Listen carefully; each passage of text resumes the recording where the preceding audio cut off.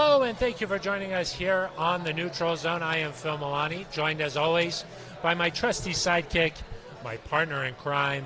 Really, the best way to describe this person is my everything. It's at Eric Dalala. Phil, great to be with you on this fine Victory Monday. Yes, a Victory Monday. The Broncos winners 38-10 over the Detroit Lions. And we are out here celebrating at Breckenridge Brewery's farmhouse. Trying to make it a farm home. We're trying to make it a farm home right now. We are in Littleton, a suburb of the Denver metro area. It's off of Santa Fe and Brewery Lane. That's where it is. We're here. If you live in the Denver metro area, come out. We're here every Monday from 6 to 7 on the dot. We've never started this show after 6 p.m. No. And if you don't live in the area, join us here on the YouTube page, the Broncos official YouTube page. And this show, Eric, is all about NZ Nation. That's right. Okay? Leave a question, and we'll answer it. Ben Swanson is standing by right off camera feeding us the questions. And if you could get past our gatekeeper, you get right on the show. That's right. I mean, that guy, he's enjoying himself over there. Yes. He does a great job, I think. He does. Yeah. So, Eric, celebrating a big win. It was an emotional day. It was. Out in Power Field at Mile High. The Broncos, of course, starting the game with just 10 players out on the field. The X position missing in honor of Demaryius Thomas. And then after that, they proceeded 2 long drives, ending in touchdowns. Javonte Williams, Melvin Gordon, and the Broncos were off and rolling.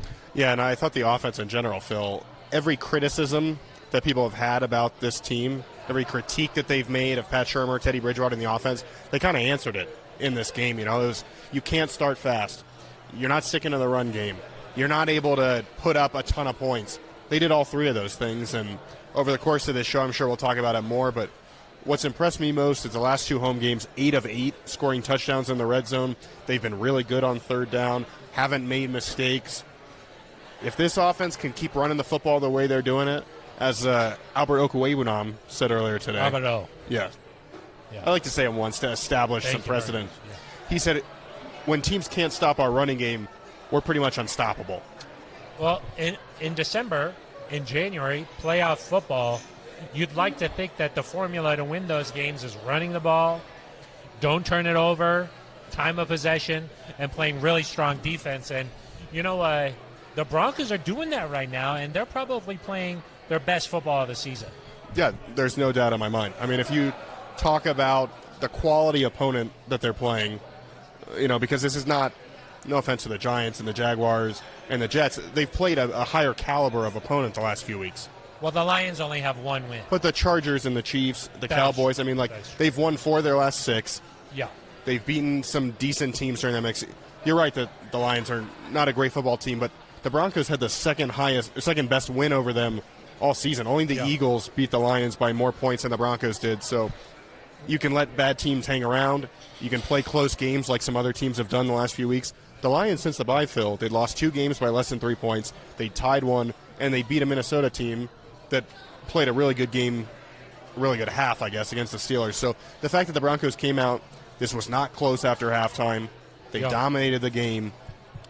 And they're playing good defense, good offense. It suggests to me they're going to be right in the mix. And I really liked the mental toughness from this Broncos team, because last week it was a hard week, Eric. Yeah, I mean, it was. Earlier in the week it was, let's try and get over this loss to the Chiefs. You know, that was what was going on at the beginning of last week. At the end of the week, of course, hearing about DT's passing, for them to really rally together and play the way that they did, that showed a lot of mental toughness, if you ask me. Yeah, I mean, it's hard to imagine even 3 or 4 days ago picturing that this could have happened. Yeah. You know, it was something that came out of nowhere. And we talked to Justin Simmons, and he said it's difficult because you want to play for Demaryius Thomas, but you also know that the Lions are not going to lay down. The teams you play the rest of the way are not going to lay down. And so you still have to go out there and play good football. But to compartmentalize the way they did, where you're honoring Demaryius Thomas, but you're still ready to play a football game, just incredibly difficult that must be to do. Yeah. And the fact that they did it is really impressive. To win the way they did was impressive, because I wouldn't have faulted anybody if they came out and they weren't quite mentally checked in, or this was a game that you had to struggle to win. because of the emotions, and the fact that you were able to win the way you did speaks to, I think, the leaders in the locker room. I think it speaks to the coaching staff being able to get these guys ready to go. Yeah. And I do think a little bit it speaks to, Cortland Sutton said this, Tim Patrick, Justin, how much they wanted to honor Demaryius. Yeah. And, Eric, last week when we recorded our Thursday podcast, of course, it was before we heard about DT, but one of the things we talked about was, what are we going to learn about this Broncos team on Sunday against the Lions? And one of the things we talked about was, does this team really believe that they're in the playoff mix? Are they going to come out and play with an edge that says, hey, this is a must-win game. We take care of business. Everything's still in front of us. That shows that this Broncos team really believes that they are a playoff threat, and they certainly came out and played like that. And now, sitting at 7-6, they're one of 5 teams in the AFC tied at 7-6. Currently, that's good for 10th place, but there's still a lot of football to be played. The Broncos playing the Bengals this week, and then 3 division opponents. Eric, they're right in the middle of this thing, and we heard Bradley Chubb talk about it earlier today. It feels good to be in the mix like this. It does. This is what you want every year, and it's been a long time since the Broncos have been in the mix. First time they've been over 500 this late in the year since 2016. Obviously, in 2018, you were 6-6, lost Emmanuel Sanders and Chris Harris to injury. You don't win again. Lost the final 4 games. But the fact that you're 7-6, and not only that, you don't need help at the moment. Now, certainly some teams losing can help you and give you a little more wiggle room. And that happened on Sunday. It did happen on Sunday. The Bills Sunday. lost in overtime. The Bengals lost in overtime. The Bengals lost to the 49ers. Yeah. I mean, the Broncos, though, they're 10th in the standing right now. I wouldn't pay too much attention to that number because if they beat the Bengals this week, depending on a couple of the other results, they could be in the playoff field after this week. So right now it's more about, can you keep winning these football games? Cincinnati's a streaky team, Phil. It's possible they come out and Joe Burrow throws it around. Jamar Chase is dangerous. Joe Mixon is really good, and the Broncos have struggled to stop the run. Yeah. Trey Hendrickson has a sack in 9 straight games and is in top 5 in NFL in sacks. I mean, it's a good football team, but it's a streaky football team, and so you just kind of don't know what you're going to get. But the Broncos certainly are capable of beating this team, Phil, and then you look down the road and you say, well, the Raiders have struggled here. I think they've lost 6 of 7. They got blasted yesterday by the Chiefs. It might be 5 of 6, but they blasted is the best way. Blasted, to They danced on the logo, and then proceeded to get blasted. What do you think about that, dancing on the logo? I think if you're going to dance on the logo, you got to be ready for the consequences that come afterward. I think that, it's a rivalry game. It's on, but they took a victory lap around the stadium last year when they won in Arrowhead. Exactly. I don't think the Chiefs needed to be reminded of that, and then you gave them another reason to be mad. Yeah. I wouldn't have danced on the logo. Yeah. I think the Chiefs are starting to hit their stride a little bit, Eric. But the Raiders are playing the Browns this weekend. Yeah. It's possible if the Raiders lose that, they're essentially eliminated. Not technically, but for all intents and purposes, they'd have, I believe, 8 losses at that point, essentially eliminated. Then you go play a Chargers team that you've already beaten. That game will be incredibly important because of tie breaks. And so you look at this, Phil, and you need to win 3 of the final 4. But each one that you win, that task becomes a little bit easier. Yeah. And like you mentioned, it starts with the Bengals. The Broncos always talk about this 1-0 mentality, just trying to win the next one. I think that's probably the healthiest approach right now. And this Bengals team really good, but they've lost 2 in a row. Joe Burrow can really turn it on when he needs to. So I think that this is a team not to be taken lightly. But I will say, Eric, and this is another thing we've talked about on this podcast a lot, it's better for the Broncos when they face strength versus strength. The Broncos' defense is strength versus an opposing team with their strength being the offensive side of the ball. So their defense is good too. Yeah.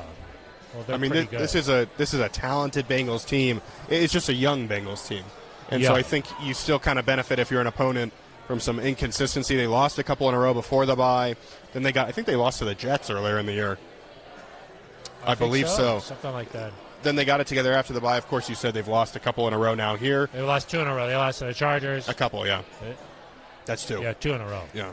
And so now you have the chance to, I think not only, you kind of can do 2 things.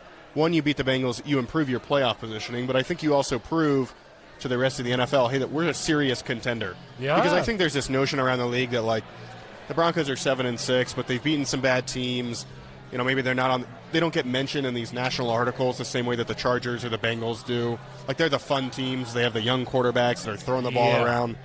Broncos don't get mentioned in that category. If you go out and you beat the Bengals and you're 8-6, you're legit. You're going to prove to people that, hey, we're going to be a tough out if we get in the playoffs. Most definitely. Let's get to some questions here. That Eric, would be what great. do you think? We're broadcasting live from Breckenridge Brewery's farmhouse. Trying to make it a farm home. We're in Littleton. It's a suburb of the Denver metro area. Yep. Okay. Off Brewery Lane. We're on Santa Fe and Brewery Lane. That's right. Okay. If you live in the metro area, come out and join us. Have a beer. I'm enjoying a Christmas ale right now. I'm enjoying a nice I India believe Pale they Ale. call that a juicy IPA. They do. That one's very good. It's nice. But it's the season. And then we got the Broncos Country Hoppy Pale Ale. You're going to take these home, That's right? Ben Swanson's beer of choice. Those are for Ben Swanson. Yeah.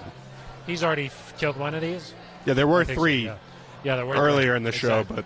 But we're also live on the Broncos YouTube page, and that's what this show is about, answering your questions. So let's get to some of them here. Bronco Batman. Great win for DT. If the Broncos go 3-1 over the next games, will that be enough for the 7th playoff spot? It kind of 3-1. What do you think? It kind of depends who they beat. You kind of just said they got to win 3 out of 4. Well, they certainly have to win 3 of 4. Yeah. But 3 of 4 might not do it. So you can't do any worse than 3 of 4. But you need a little help if you win 3 of 4 because, depending on what the Browns do, the Colts, the Chargers, the Bills. There's a lot of teams that, like we mentioned, that have 7 wins. And so the Broncos, that game against the Chargers is going to be really important. And this one against the Bengals. It's probably okay, actually, for your one loss. It's probably most preferable for it to come to either the Raiders or the Chiefs because it's unlikely you're going to have the same record as those teams. Yeah, you're not going to need that head-to-head. The Bengals and the Chargers, you might need that head-to-head in order to make it in. And so you're going to need at least 3 wins, but it's also about who they're against. We're talking about, the Broncos really playoff contenders here, Eric. Okay, a lot of comments here. Peyton Jorgensen. Okay. Peyton Jorgensen. Is that one of your friends? I don't think so. It could be a friend. Of course, it's a friend of the show. Yeah. Peyton, thanks for your question. It'll be tough, but we have a chance. That's all you can really ask for right now, right? Is you want to be in the mix. Stellar. Is that it? Just stellar? That's just it, yeah. We have a very tough schedule, so I don't know. Chiefs and Raiders, but we could pull it off. Yeah, I mean, pull it off. I think, Phil, once you beating the Lions by that much, I think helps build some confidence, and you say, hey, 38 points. We're developing an coming? identity. No, I didn't. I said 27, so I didn't see it coming. Yeah. You said 23? I said 23. Yeah, so you certainly didn't see it coming. And you're a guy that predicts 30 almost every week. I did, yeah. Ye of little faith. I was save some of these for next week. That's true. That's what I was thinking. Well, it was a good offensive performance. Ties the high mark of the Vic Fangio era. Yes. The Houston game, was that That's one? correct. Yeah. That's the last game that the Broncos scored touchdowns on back-to-back drives to open a game. Really? Yeah. Been a long time. It does sort of set the tone. Of course it does. I will say, though, when the Lions got the ball to start the second half, I was like, okay, it's still a game at that point, Yeah, when you get the forced turnover. Yeah, I mean, once it became 21-10, you feel more comfortable. But I really do think that end of half drive where the Broncos, and Phil, listen, we haven't seen them go hurry up very much this season. No, I didn't even know they could do that. A lot. That's in the playbook. Huh? It is. A lot of the times at the end of the first half, they're content to take it to halftime. Yeah. They've tried a couple times and it hasn't quite worked. I think back to the Ravens where they tried to get a drive going. Obviously, that's when Teddy Bridgewater suffered a concussion. Yeah. But the fact that they were able to move the ball down the field, you'd prefer them to get a chunk play so you can maybe score a touchdown. But getting it to 17-10, my concerns went down a little bit. And, of course, the fumble, you score a touchdown. The Lions make kind of a risky call to go for it on 4th down in their own end on the next possession. Maybe a little too soon. Oh, yeah. Because the game was over after that. Yeah. I almost tweeted that, Eric. Wow. I tend to say game over pretty early. I like to feel like that. We need sort of a concern meter. This is Eric's concern meter during the game. I was a little concerned when the Lions scored, when the Lions were driving 14-7, and the Broncos had just gone 3 and out, and they're moving the ball pretty well. Before the Broncos held them to a field goal, I was a little nervous. Okay. After that, when they got the next stop, I was okay. We're getting a lot of questions tonight. I Good. really appreciate it. I did a little tweet, so it could be that. It could be the win. Or it could be the tweet. You don't know. It could be the tweet. Joe Mannix, the Broncos have to beat the Bengals or it's over. Not quite, but Phil, I love these stat machines. The DVOA. No. That's right. Is that the what playoff about? predictors. The New York Times. There the 538. Different things, but all kind of the same. Yeah. With a win, with the Broncos playoff chances go up to about 40%. With a loss, 8%. Ooh, that kind of sounds like must win to me. Well, 8% is not great. It's higher than 0 though, so it's. You see what I'm saying? But it's not good. Phil, this is a little bit crazy, but I would suggest the Broncos win as many games as they can. That's kind of my take on. That's true. 8%. Like that's like the odds that this show actually gets onto YouTube.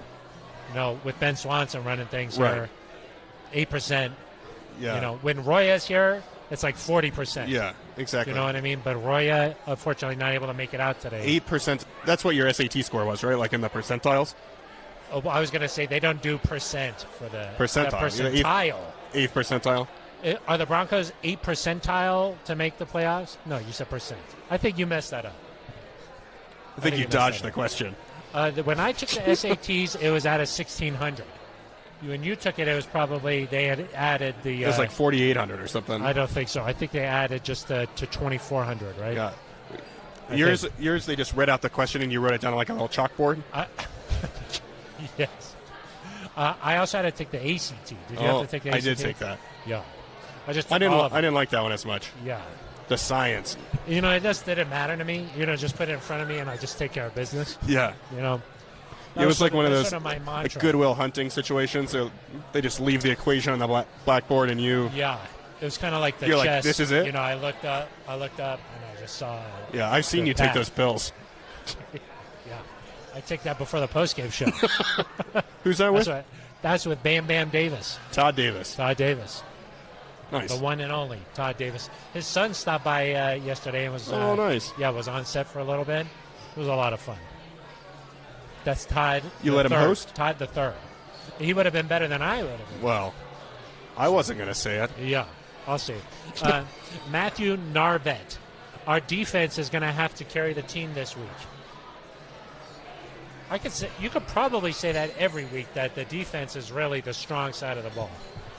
Well, I think they've allowed 17 points or fewer in 7 games, and they're 7-0 in those games. That's nice. When a team scores more than 17, I believe I saw this. I could be wrong. It's been a long day. You could definitely be It could wrong. be. So I maybe a fact check on that. But the defense, when it plays well, and the offense plays complementary football, you tend to win football games. When the Broncos score a lot of points and the defense doesn't let the other team score a lot of points, that's the kind of analysis that you're looking for. That's like what Vic Fangio said after the game. He said the second most important stat is like points allowed versus points forced. Yeah. Forced? We had this conversation earlier. I kind of forget what they're what those. I don't know where you're going with this. But then he said the first important stat is the W or the L. Oh, they all kind of go together. Those are kind of related. They all kind of go together. Richard Ryan says, who's most likely to be our toughest competition for a wild card spot between the Browns, Colts, and Bills, all 7-6? So there's 3 wild card teams that should be pointed out. So Yes. There's one team that gets the first round bye. Yep. Okay, then the rest of the division winners. 3 more division winners. And then the 3 wild. 3 wild cards. I think the Bills are the Bills or the Patriots, because the Bills are not out of that division race yet. And they play each other. They play New England, not this week, but next week, I believe. The Bills are in decent shape still because while they do play the Patriots, they also play some of the kind of lower rung teams in the NFL, so they have a path to 10 wins. The Jets? Is that what you were trying to say? It was just. Sounded like you were trying to lay off. I'm trying to lay off the Jets a little bit. Okay, got it. Yeah, they play the Falcons too. That could be a little bit of a I tricky, heard Josh tough Allen game. has a little turf toe maybe going. Ooh, uh-oh. But so I think the Bills will probably grab one of those spots. And they were considered one of the more elite teams at the beginning of the season. So Yeah. high-powered offense or great defense. I would say that the Chargers, I know that wasn't one of the teams that was listed, but I think let's try to answer the question. Well, I think that they're going to take one of the spots. So for the last spot, between Indianapolis, Cleveland, and Denver, all kind of jockeying for that last spot, Indianapolis concerns me the most because of the schedule. Oh, you'll love the schedule. They play New England this week at home. I would guess that New England will win that football game. But it'll be close. Predicting wins now, okay. Then you go to Arizona if you're the Colts. Tough game as well. You've got to split one of those if you're the Colts. But you've got a really good run game. Maybe you're able to keep Kyler Murray off the field. I don't know. Jonathan Taylor, really, really good. And then you play the Raiders. And I believe the final game is like the Texans or the Jaguars. Not as difficult an opponent. And so the Colts have to go 3-1 here. But I think that they're probably, with as good as they've played recently, they force a lot of turnovers. That's the team I'm most worried about. So cheer for the Patriots this weekend. Cheer for the Chiefs. Cheer for the Raiders. I mean, that's kind of hard to hear those, right? Patriots, Chiefs, Raiders. Not normal for a Broncos fan to cheer for those teams. It's hard to swallow. But if it helps the Broncos, maybe just cheer against the Colts. Cheer against the Chargers. Cheer against the Browns. Yeah. Maybe a tie could be nice. But I think the Broncos should just try to just take care of their own business. You don't have to worry about those other teams. Yeah, I know, but the chances that you win all four, to me, are not great. Hard to go if you can get some help, I like that. I'll say this, though. If the Broncos won 5 consecutive games going into the playoffs, woo! Yeah, and then what if they won 4 more in a row after that? That could be nice. That would be a run for the ages, if you were ask me. Some people are complaining. They said they can't hear one of us. Put both your earphones in. John Jornad says, too bad you could still hear Phil. So, John. Swanson, let's cut off John here. John, you sly dog. Sometimes John's emails make it onto the show, too, and I'm like, what is going on here? Yeah, we like John. That is true. I like John. Yeah. Because I like edge. Exactly. And I'm not afraid of criticism. No, I am. You got a haircut today, didn't you? Oh, gosh, here it comes. You got a haircut. I did. And you got a quarter zip on. Yeah. What are you worrying about? There's no criticism.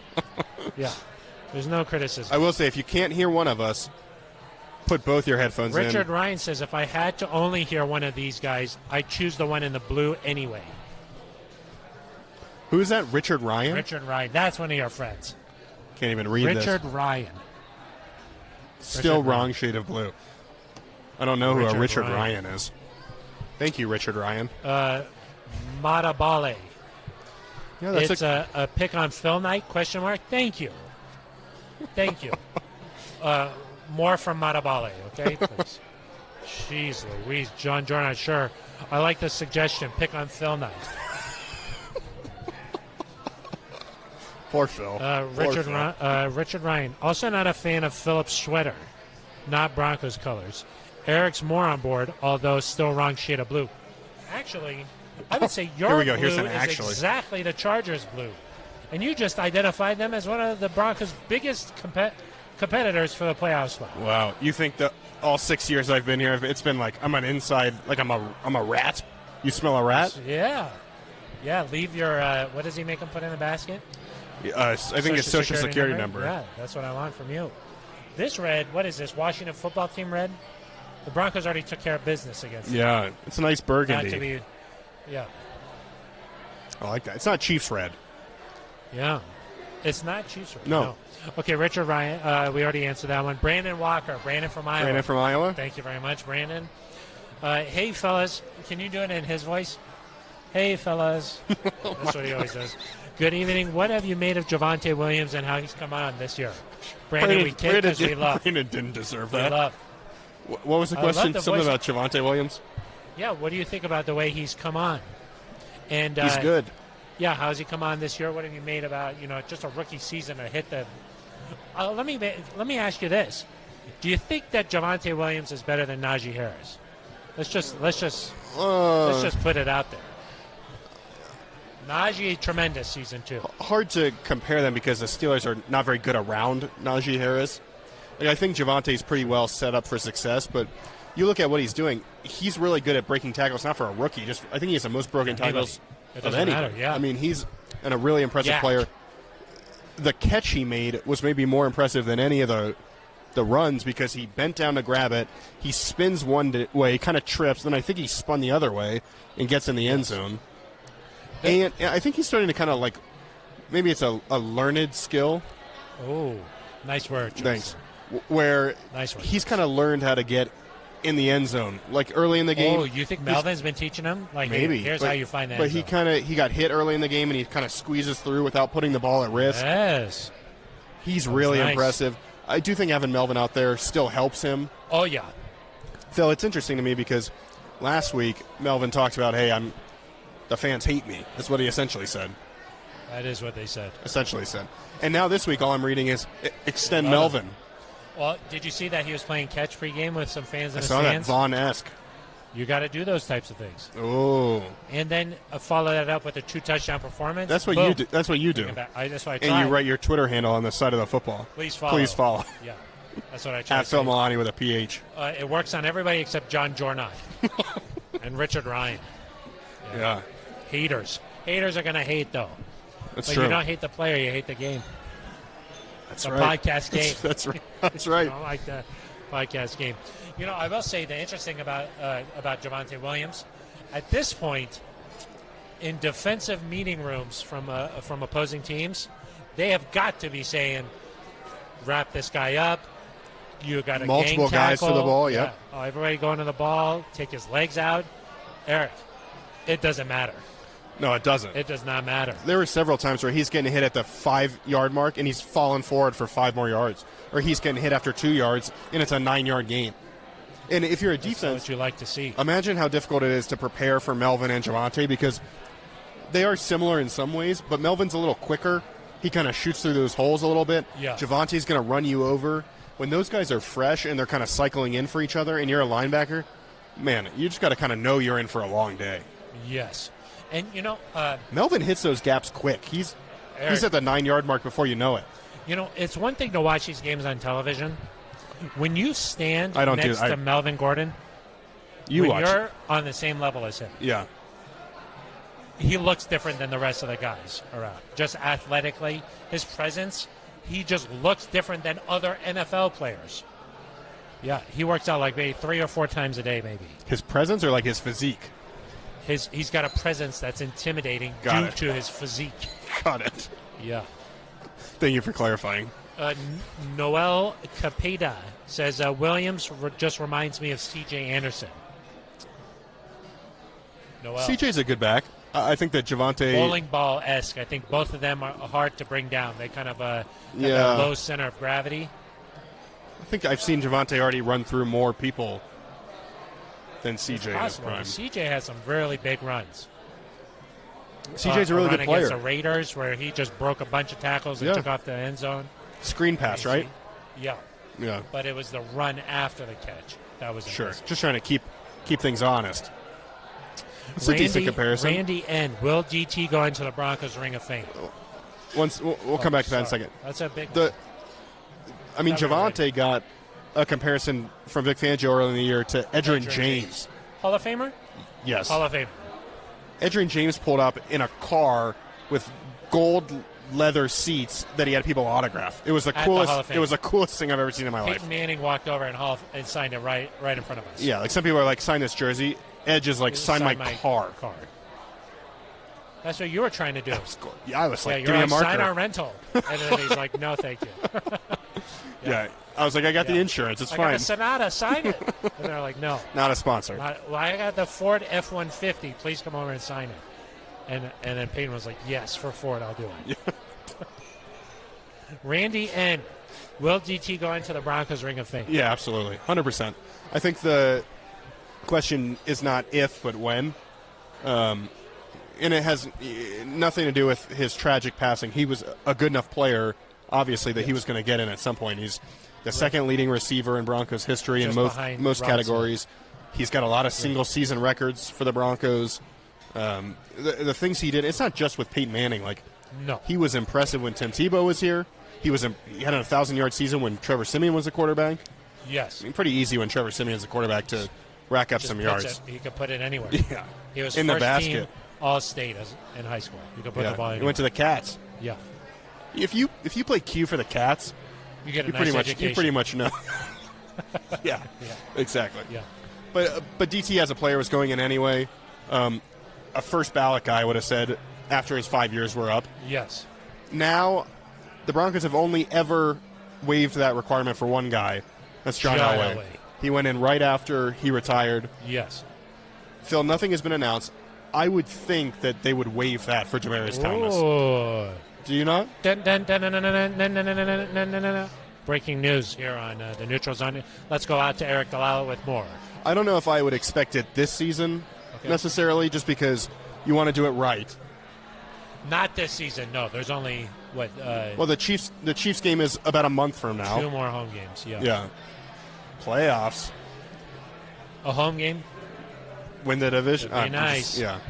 No, I think the Chiefs game is probably a little too soon, even though it's a month out. It is. But I would think maybe sometime this offseason you announce, hey, we're going to have Demaryius' family out here if they're able to come. We're going to do this right. We're going to put him in the Ring of Fame.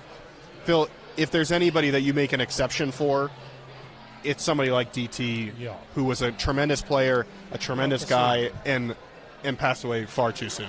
And more than just Ring of Fame, it would be nice if maybe there was another way to honor his legacy here in Denver. Of course, so much made about his childhood, the drug impact on his family, his mom and grandmother in prison at age 11.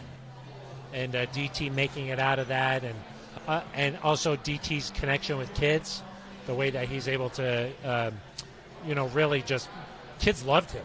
I mean, I hope that maybe there's some way to honor that legacy moving forward. Well, and we've already seen kind of the outpouring of support to the Boys and Girls Club. Yeah.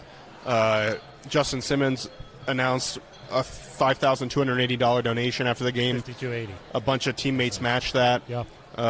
Also heard, Phil, that the Boys and Girls Club got a bunch of donations from individuals that were $88. Yeah, that's nice. So people have really stepped up the plate in Demaryius' honor. Yeah. It's been nice to see. But, yeah, there's been nothing official about the Ring of Fame. But no. When I think about it, I think that I don't know how you can wait 5 years. Well, people are ready to celebrate Demaryius soon. When he was traded to the Houston Texans that week, Broncos president and CEO Joe Ellis said that DT is a Ring of Famer. Yes. I mean, that is without a doubt. So whether or not they waive that 5 years, we'll have to see about that. But I agree, Eric. I think that it could make a lot of sense. But I think regardless, they want to do it the right way to honor his memory. Yes. So, and, whether it's the end of this year, which I don't think is likely, whether it's next year, whether they do wait the 5 years, I think it's important for people to keep Demaryius kind of at the front of their mind. Yeah.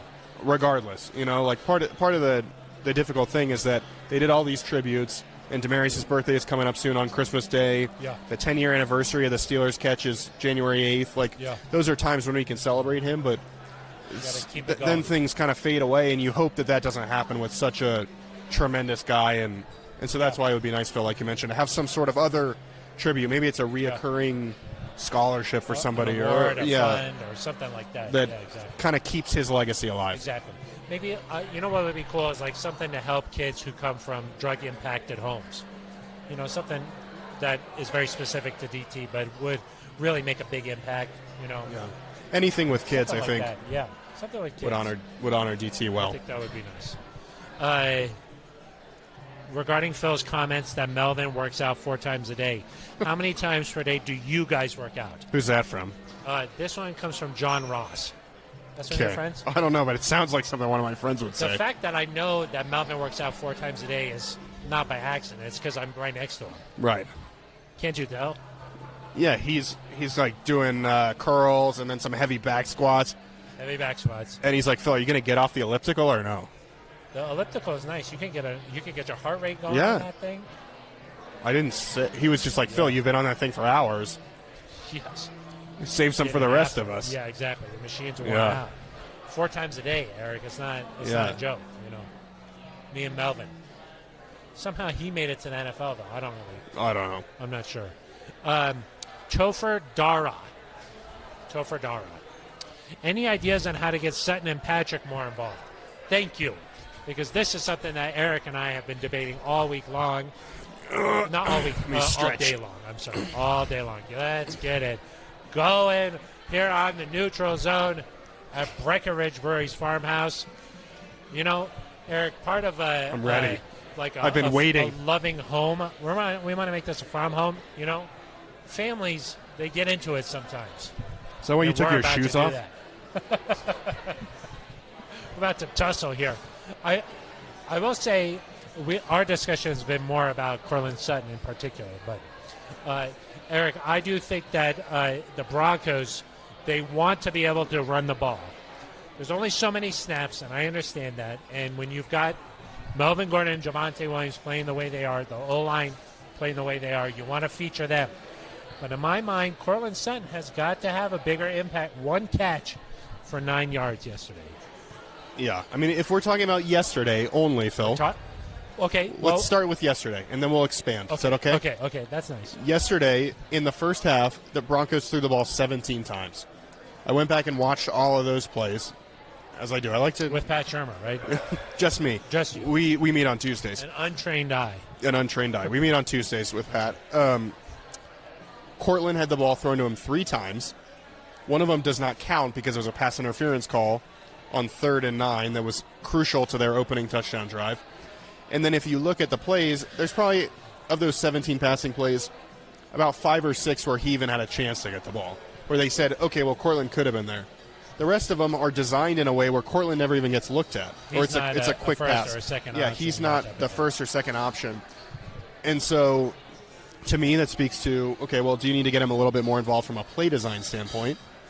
But also, Phil, if you get 3 targets out of 17 with all these other weapons that you have, to me, that's about right. I mean, there's this notion that everybody needs 10 targets, and Cortland Sutton is certainly talented enough to get 10 targets, as is Jerry Jeudy, as is Noah Fant when he's playing well, as is Tim Patrick when he's playing well. But the fact of the matter is you're not going to do that, and it's just not possible because of the number of plays. And so when you get to – if Cortland could get 6 to 7 targets a game, that would be about enough. Now, the thing that changed in the second half is the Broncos go up 21 really early in the game or in the second half. They don't need to throw the ball anymore. They just run it. I can understand that. On the last play of the game, or last offensive play of the game, they are trying to get Cortland Sutton a touchdown. I mean, he is the first option. He is getting held in the back of the end zone, and they throw it to Alberto, but they were attempting to get it to him there. So that's the Lions games. When I just look at that, I'm not overly concerned. I know to you, it speaks more about the overall trend of the last few weeks. Correct. I believe that since the game against the Washington football team, including that game, 6 games there, he's got 10 catches. 10 or 11 now? I think that it's 10, but maybe 10 or 11. Okay. Yeah, I mean... that. I guess what I'm trying to say is yesterday against the Lions, it worked out. The Broncos scored 38 points. You can't really complain about anything. You know what I mean? You're doing your best. I'm not trying to complain about anything. But I will say at some point a team is going to force the Broncos to say, you're going to have to use these guys and let's see you do it. Of course. And I just want him to be ready in that situation because if you ask me, Cortland Sutton is a Pro Bowl wide receiver. You might be wondering about the injury. Not the case because he came back that Jacksonville game. He had a lot of catches for a lot of yards. He's fine. The Pittsburgh game, a lot of catches for a lot of yards. He's more than capable of doing it. At some point, we're going to have to see him have a big game down the stretch here. I think I agree. They're going to need him at some point, and I still have faith that he can do that. Yeah. Against the Kansas City Chiefs, they threw him the ball 6 times, 2 catches. Some of those were not even possible for him to catch it. Right. I'm not suggesting that he dropped 4 passes or anything like that, but a lot of those throws were deep down the field. They were just kind of targeted shots. They did the same thing with Tim Patrick. Yeah. You'd like to see a little bit more high percentage throws to Cortland, which his 1 catch of the game against the Lions was a high percentage throw. And if it's thrown out in front of him instead of behind him or kind of, just even with him, he's maybe able to take that and run a little bit. For whatever reason, you see the Broncos kind of target guys that are in the slot, that are at that tight end position in the middle of the field. I don't know if that's a more comfortable throw, if it's a quicker throw. But some of Cortland's routes can be longer developing. Yeah. They're down the field, and we saw them take some chances, but we call those 50-50 balls, and even with Cortland, they might be 60-40 balls. And so, like against Jacksonville, for example, I think they had to go to him 3 times before you hit that big play. Yeah. Like it takes some get it going. Resilience there. You got to stick to it. But I do like what Vic Fangio said on Monday. He was like, earlier in the season, we threw it 40 times and we didn't stick with the run, and people were mad about that. Yes. Now we're running it really well, and the receivers aren't getting as involved, and people are mad about that. Yeah. As long as they can score points and win games, I'm not too concerned about it, because I know what Cortland's potential is if they have to go to him. And I know even if it's just a situation where Cortland just draws the number 1 cornerback and Jerry Jeudy can eat, or Tim Patrick can take advantage. This would be a lot harder, I'm sure, on Cortland if there was no deal in place, and he's wondering, what's my future going to be? I think that probably makes it a little bit easier. And one last thing, Phil, one thing I really respect is that a lot of receivers can be kind of divas. If they're not getting the ball, they get mad. Cortland Sutton in the postgame locker room, you could tell how excited he was to get the win. Oh, he's a team guy. He was really good at run blocking. Yes. They liked the effort there, and so he has not let this get to him. No. And I think at some point, the Bengals, I think, don't have a great passing defense. This could be an opportunity. Are you talking about Chidobe Awuzie like that? Chill. Chidobe Awuzie. Yeah. That's my CU buff. I know. Yeah. So just take it easy. I think it's at some point, Cortland Sutton is too good for this to continue. And do you think that's more of then, like you mentioned, play design? Do they need to help get him the ball more? Well, but I think part of it is that. But at the same time, like I said, if you have 3 plays, like the pass interference where they picked up the first down, that play was designed for Cortland Sutton. Yeah. His catch, it was designed for Cortland Sutton. Yeah. The throw down the field, designed for Cortland Sutton. All 3 of those plays, he looked like, from what I can tell, watching the broadcast copy, he was the number 1 option, or maybe the number 2. When you have so many weapons, I just don't know if you're going to get more than like 3 or 4 of those chances in a half. Yeah. And you just got to take advantage of them.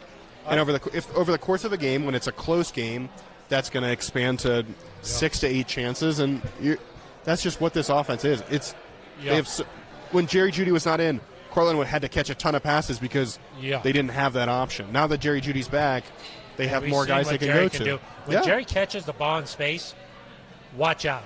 He is dangerous. Yeah. I mean, when I see plays like that, I'm like, let's try and get more of that going. I just want more. Yeah. More.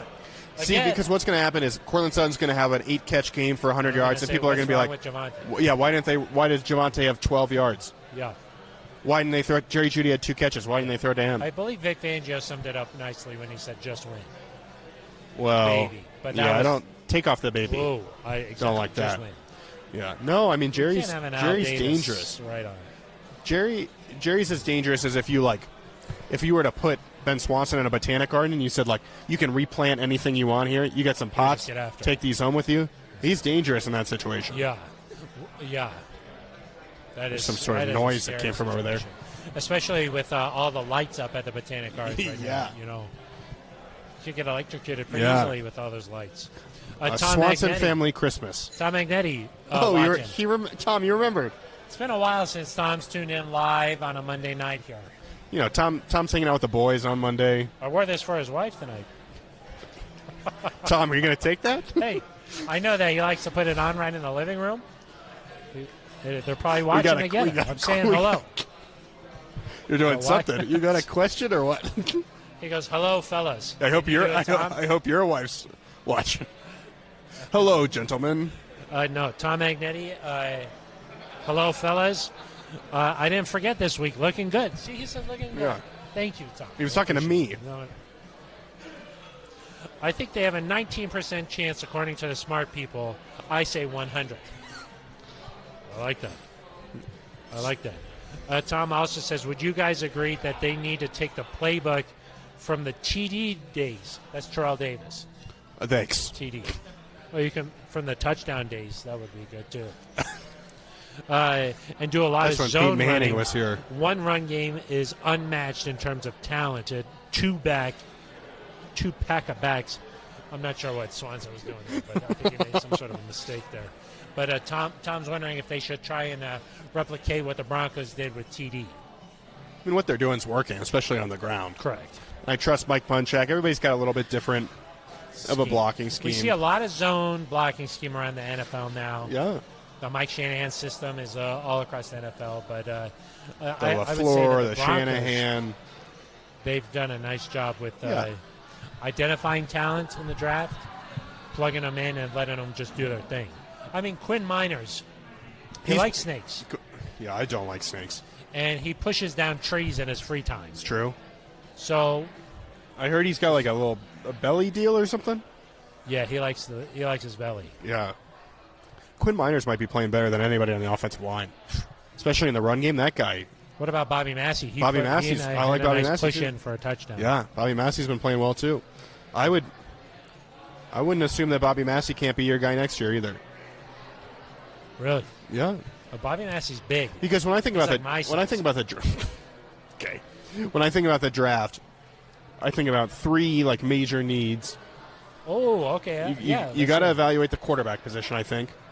I think everything sort of starts this offseason with the quarterback. What are they going to do? And that's not a knock on Teddy. It's just you got to look at your options. He's a free agent. Yeah. So quarterback, I think edge rusher. Yeah. Vaughn is left. Malik Reed is a restricted free agent. Bradley Chubb is coming back on his option year, but still does not have a sack this season. I think you hope Bradley's a part of your future, but you still need some young talent there. What do you think about Jonathan Cooper? His game face. It's pretty intense. He snarls a lot. Yeah, and he's got that the eye black. On his face. Eye black is what that's called. Eye black. Yeah. It's not mascara. I don't think so. No. And but then it's very scary. So edge rushers want to consider, and then right scary. tackle is probably the third position I would consider. Defensive line. Right tackle. Defensive line. I think you could convince Bobby me. Massey. Well, but I think Bobby Massey's a free agent too, and he's in his 30s. Like he might not want to come back. I don't know. Well, he's got a house in Colorado. Yeah, maybe he's ready to go hunting, fishing. He's an outdoorsman. Yeah. Like you. Yeah. It's true. Yeah. I like to get out there and camp and hike. Yeah, of course. You don't. You need the comforts of modern civilization. It's not true. You couldn't. Can you survive in the wild? Is sailing an outdoor activity? I'm not talking about at the country club area. Goodness gracious. I think golf is outside, right? Tom Magnetti, Phil's trying to score my woman. That is not true, Tom. I was just trying to say hello. That's all. Very innocent. Yeah. Tom Magnetti, my wife is asking for Phil's digits. Tom, I'm sorry. This charm, it just comes out. Yeah, your face is getting close to the color of your sweater. Brandon from Iowa. He's a good-looking guy, Tom. Thank you very much. Where's John Jordan? Yeah, John Jordan's gone silent. Off. Yeah, he's tuned it off. Mark Horning, maybe the O-line is starting to play a little bit better together. I'm thinking Miners is an upgrade. Ooh. Graham Glasgow taking a shot. Live tweeting the game yesterday. Yeah, which I appreciate. Some good insight. I like that. Yeah, I mean, I think the fact that they've all been together for a few games now is important. You hope you can keep that cohesiveness. Still got Netani Muti as a reserve, but you are getting to the point in the year where you want mesh. You want it to mesh. Sure, not what I was going to say, but true. You are getting to the point in the year where you're testing your depth a little bit at a lot of positions. Oh, okay. And so the Broncos right now actually feel are pretty healthy. Pretty healthy. But knock on wood. Knock on wood. Knock on wood. You got to stay that way. That could help determine. And the COVID stuff, Phil, with how many? I think 37 players tested positive. According to a friend of the show, Adam Schefter. 37 players tested positive on Monday. This is going to be something that could impact the rest of the year, where each week, like a team could just lose a major contributor. And so that's something to be wary of as well. You think you're healthy from an injury standpoint, and then, boom, positive. Brandon from Iowa, were you both covering the game against Pittsburgh years ago with the Tebow to DT? We were not working for the team. I was in, kindergarten. I was working at a TV station in Eugene. But I, obviously, like most With people, Eugene? Who's that? In Eugene. Oh, got it. Oregon. Got it. In the Northwest. Yeah, Pacific Northwest. Yeah. PDW. P what? I don't know what you said there. I'm not sure about that, but I think like most of Broncos country, PNW. That moment etched into your memory. You know exactly where you were when that happened. It was that Where kind were of a you? sports moment. I was in my apartment. I was screaming. I was jumping up and down and so I was screaming.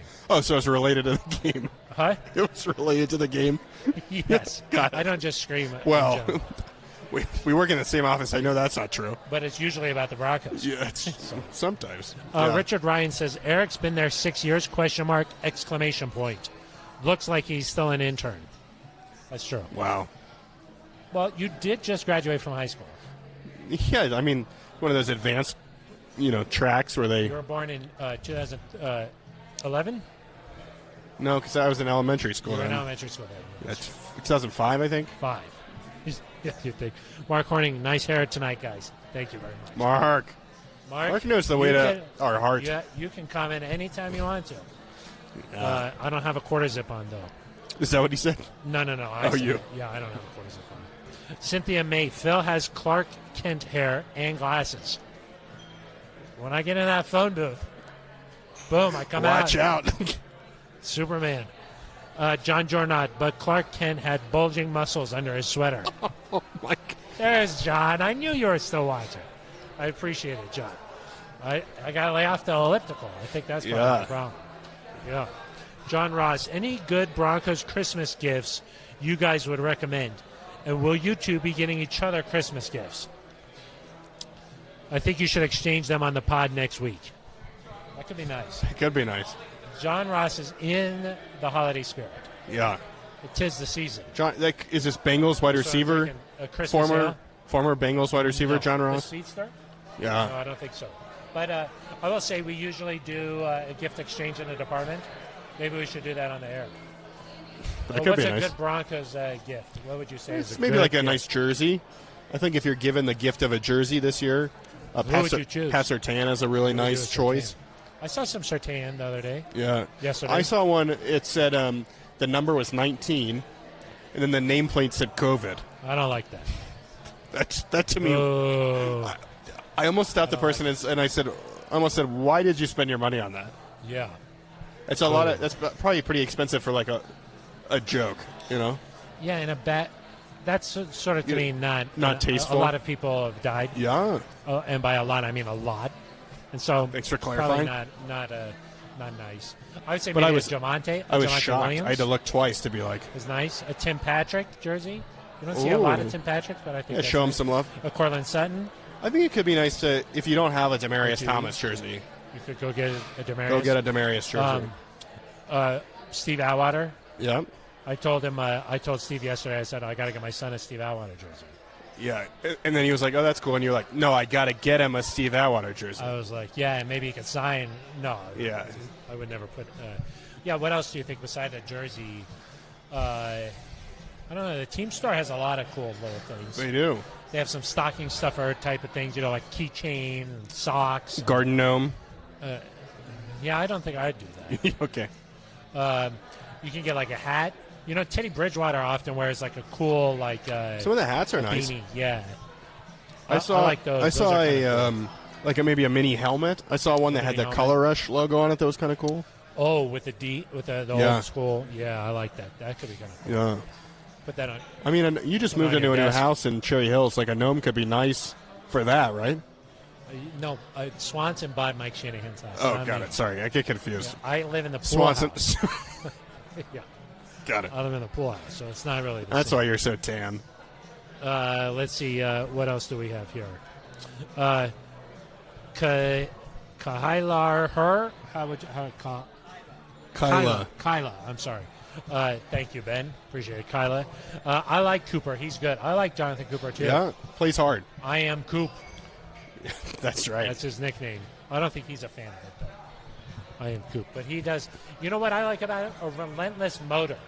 Ooh. You talk about a motor. Sounds like something they'd see in It's like a like a football draft talk. meeting, you know? Yeah, this guy's got a motor. Yeah. I like that. Like you'd be Jonathan sitting there Cooper listening never to stops. George Payton and the scouts, and they'd say, like, this guy's a relentless motor. That's like something you'd hear there. Yeah. Yeah. You can also hear it like if I watch the tape. Oh, I watch they the say tape. that on the tape? I watch that. I know. I watch it on the tape and then myself. I Oh, think, got it. this guy's got a relentless You said you motor. hear it, so I was confused. You hear that he has that? What do you? Jonathan Cooper is one of those guys that you need as kind of like a depth player to have a good team that makes it to the playoffs, I think. You need guys like that. Yes, that's true. Collection Connection. That's one of your friends. If it is, I don't get That's the a joke. UT. If it is, I don't get the joke. Just ignore football questions. We're here to talk about sweaters and gifts. And haircuts. Please. Yeah. Please. Thank you. Yes, I do enjoy those questions a lot. This is from James Childress. The Broncos are going to have 2 1,000-yard rushers. Playoffs, baby. Woo. Are they close to that? Are they close? I'm not sure if they could. Fact check Ben get Swanson. Yeah, Ben Swanson. I know That would Javonte be Williams something just that- went over 1,000 all-purpose yards. Yes. I would assume he still needs about 300 rushing yards Yes. because I think he was at like think something like 640 that. something. Yeah. Melvin was just That's at what I think. 605. And Something very how many did he similar. have this game? I think they could get to 1,000 each. It's possible. They'd have to run the ball similar to yeah, yesterday. it would have to be a similar approach the rest of the year. Yeah. Eric, we were talking before the game yesterday. We said something 88. Like, could the Broncos do something 88? And we were like, do you think they'll score 88 points the rest of the season?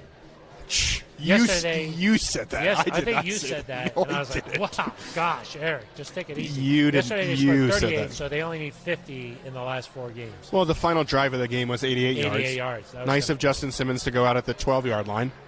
Yeah, specifically. Smart of That was him. nice. After his diving.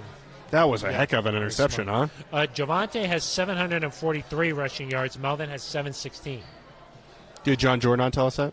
No, I remembered it. No, Ben Swanson sent it to us. 743 for Javonte, Yeah. 713 for Melvin. 716. Yeah. So they need about a little less than 500 combined yards, a little more than 500 combined yards. Okay, Is thank that- you. Math Well- was not. Did they teach that at Northwestern? I'm trying to figure out if it's They don't- possible that's over not 4 part of the games. curriculum, huh? So they got to Maybe run. that wasn't on your SAT. They got to was it? run for more than 125 yards a game between the two of them. Something like that. If they could each could get do like it. 60, They could do it. that's possible, I guess. Yeah, they could do it if they really were committed to it. So what? 60 times 4, 240. Would that get either one of them there? Something like that. Yeah. Well, you have the number in front Well, of you. he deleted it. But they each have more than 700 yards Yeah, rushing, and there's 4 games to go. yeah. Okay, so if they got They need about 60 to 70 yards each per Yeah. game. Yeah, maybe it's as possible. our friend Tom says, yes, they need to average like 70 yards per game. Thanks, Tom. Thank you. Should have you host the show. John Ross, Phil should host a holiday party at his new pool house. I should. Isn't it Swanson's pool Be house? outside. That you just tend to it. I live in the pool house. So it's your pool. Swanson's pool. Right, that's what. Yeah. But he It's his owns the pool. pool house. Like he could make you leave anytime he wants. Yeah, that's true. Yeah. That's not very nice. No, it wouldn't be nice. Especially this time of year. Yeah, it's cold out Goodness there. gracious. Let's see here. The pool's heated, Man-child, though. We love you, DT. That's what it says. Yeah. That was nice. We do. That was nice. Richard Ryan, do any fans actually come and watch you guys in person there? Seems pretty quiet. Could you guys bring a player with you there next week? Would Richard Ryan come out if we brought a player with us? Yeah, Richard. Could be interesting. I don't know. I think some of the COVID protocols, Phil, might prevent a player from joining us this year. Tom Agnetti, though, has come out. Tom Magnetti's been here. And Couple our other fans? families have come out. Tom Magnetti falls in that category, right? Yeah, Tom Yeah. Agnetti. Yes. You already said that. NZ Nation likes to show up. Christopher Lovejoy, I believe, was Yes. here. Fellow CU buff. George Stoya was here. George Stoya was here. Friend of the program. I will say Peyton Manning's here every show after we stop recording. We grab a beer. Yeah. Well, he's on TV here. Right, It's he's different. recording from. Yeah. Yeah. I will say it is a nice atmosphere here. If you come out and get a beverage, it's very nice. Yeah. And it's a relaxed atmosphere. We did have the option of being tapped into the PA system here. Then it would be a little like a trivia night. Yeah, we don't like trivia. It's kind of annoying, I think, if I was just yelling all the time. Can confirm. People would not like that. John Ross, what address should we use to send you guys gifts? My gosh. John, that would be Easy, very kind. John. Maybe the facility address, but no, I'm just kidding. Yeah. We don't need to do that. But it is 7 o'clock, Eric. Oh, that's when we're Which means supposed to it's about end. time to sign off. This one's gone by fast. This was an excellent episode. Thank you. We had a lot of good conversation going with NZ Nation. We did.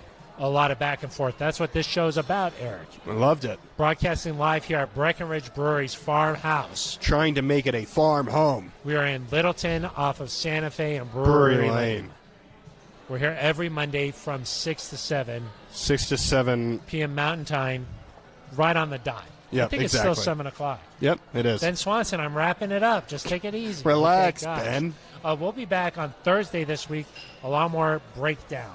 Perfect. This big game against the Bengals coming up. Until then, for Eric Dalala and Ben Swanson and Roya Burton, who's at home, making sure we get on.